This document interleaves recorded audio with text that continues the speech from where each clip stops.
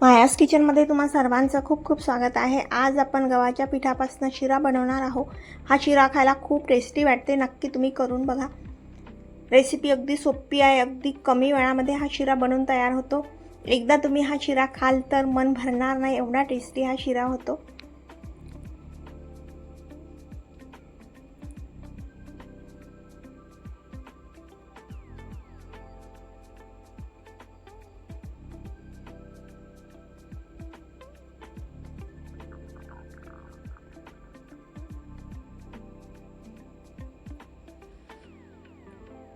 तर शिरा बनवण्यासाठी आपण इथे साहित्य घेतलेले आहेत।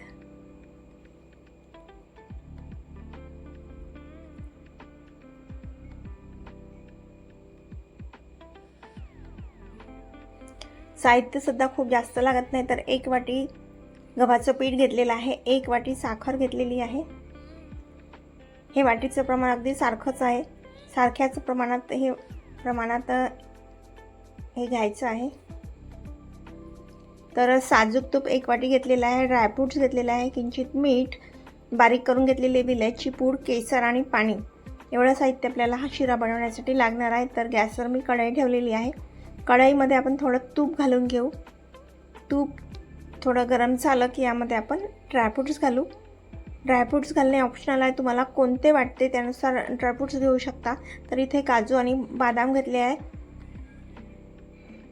किसमिस सुद्धा आपण घेऊ शकतो, चारोळी सुद्धा घेऊ शकतो, पण मी इथे 2च ड्रायफ्रूट्स घेतलेले आहे, काजू आणि बदाम।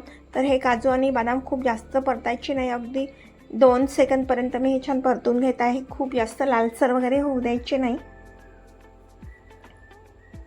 आता हे ड्रायफ्रूट्स आपण काढून घेऊ।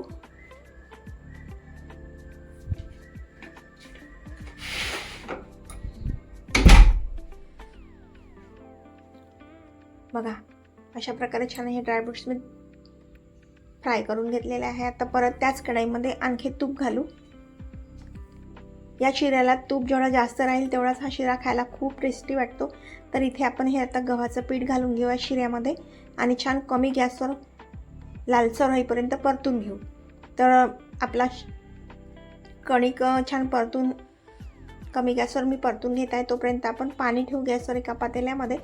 तर ज्या वाटीने आपण कणिक घेतली, गव्हाचं पीठ घेतलं ना, त्याच वाटीने 3 वाट्या मी इथे पाणी घेत आहे। आता या पाण्यामध्ये आपण केसर टाकून देऊ, छान इथे केसराचा फ्लेवर येईल। तर बघा, इथे पाणी सुद्धा आपलं छान गरम होतं, तोपर्यंत आपण ही कणिक छान परतून घेऊ तुपामध्ये। या कणकीचा म्हणजे या पिठाचा कलर छान लालसर होईपर्यंत आपल्याला छान परतून घ्यायचं आहे। छान 7 ते 8 मिनिटपर्यंत मी छान परतून घेत आहे। बघा, इथे कलर किती मस्त आलेला आहे। या कलर येईपर्यंत आपल्याला छान हे पीठ परतून घ्यायचं आहे। तर बघा, इथे केसर घातल्याने सुद्धा या पाण्याचा कलर सुद्धा मस्त चेंज झालेला आहे। आता हे पाणी छान बॉईल झालं तर या गव्हाच्या पिठामध्ये हे पाणी आपण टाकून देऊ। तर पाणी एकदम पूर्ण टाकायचं नाही, अगदी थोडं थोडंच पाणी मी टाकून देत आहे। जर एका वेळेस पूर्ण पाणी टाकलं तर अंगावर उडायची शक्यता असते, तर पाणी सांभाळूनच टाकायचं अगदी।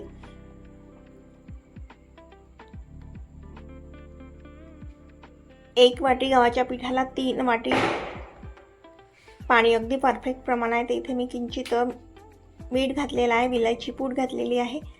आपल्याला हे घरी खायचा आहे हा शिरा, त्यामुळे मी इथे मीठ घातलेलं आहे। जर आपल्याला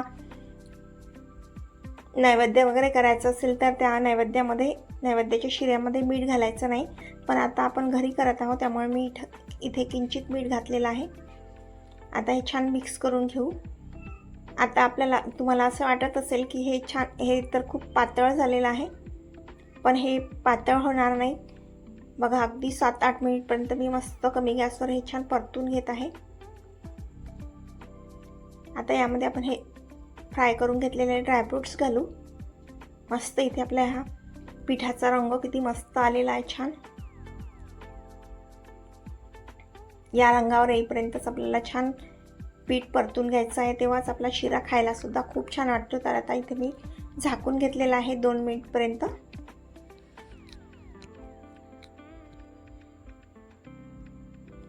इथे 2 मिनिट झालेले आहे बघा. छान तूप सुटलेलं आहे मस्त आणि इथे मस्त सुगंध येत आहे तुपाचा.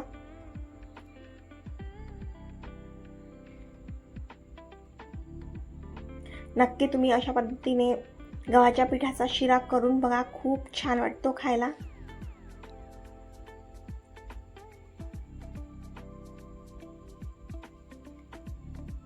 या शिऱ्यासमोर रव्याच्या पिठाचा शिरा सुद्धा फेल पडेल एवढा टेस्टी हा गव्हाच्या पिठाचा शिरा होतो.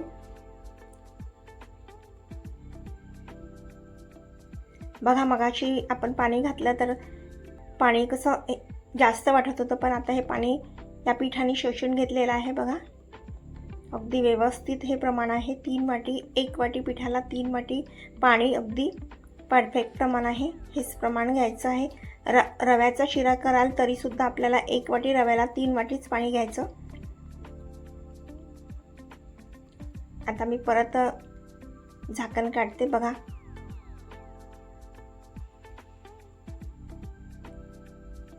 इथे कढईने शिरा असंच वेगळा सोडायला सुरुवात केलेली आहे बघा. इथे आपल्याला जसं पाहिजे तसा इथे हा झालेला आहे. 10 ते 12 मिनिटपर्यंत छान मी कमी गॅसवर परतून घेतलेली आहे हे गव्हाचं पीठ. आता यामध्ये आपण ही साखर घालू. तर 1 वाटी साखर मी घातलेली आहे. 1 वाटी गव्हाच्या पिठाला 1 वाटीच मी साखर घातलेली आहे. साखर जर तुम्हाला जास्त गोड वाटत असेल तर साखरेचं प्रमाण वाढवू शकता.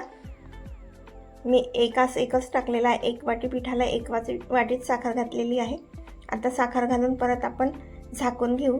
तर 2 ते 3 मिनिटांनी परत मी हे झाकण काढलेलं आहे बघा. मस्त तूप छान सुटायला सुरुवात झालेली आहे बघा. कलर किती मस्त आलेला आहे. तुम्हाला ही रेसिपी कशी वाटली कमेंट करून नक्की कळवा. चॅनलवर नवीन असाल तर सबस्क्राईब करायला विसरू नका. तुम्ही सुद्धा अशा प्रकारे गव्हाच्या पिठापासून शिरा नक्की करून बघा. आता हा आपल्याला गॅसवर आहे त्यामुळे थोडं सैल वाटते, पण थोडा वेळ झाला की अगदी व्यवस्थित हा शिरा तयार होतो बघा. किती मस्त हा आपला शिरा इथे बनून तयार झालेला आहे. अगदी पाहिजे तसा हा शिरा तयार झालेला आहे. आता एका प्लेटमध्ये आपण काढून घेऊ आणि सर्व करू. तर कसा वाटला तुम्हाला या गव्हाच्या पिठापासून शिरा?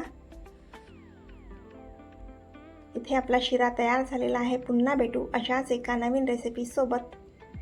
तोपर्यंत बाय.